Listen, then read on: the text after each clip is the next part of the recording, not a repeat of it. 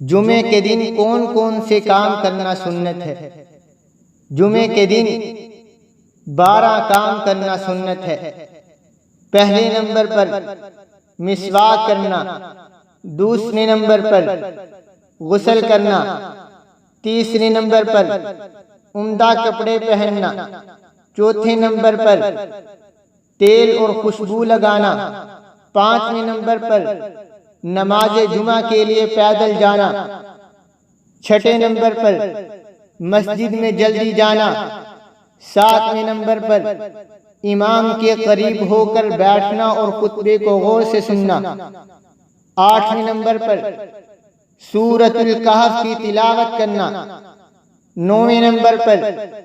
درود ابراہیم کو کثرت سے پڑھنا، 10ویں نمبر پر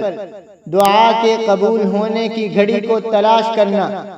11ویں نمبر پر لوگوں کی گردنوں کو نہیں پھلانگنا، 12ویں نمبر پر تحیۃ المسجد پڑھنا۔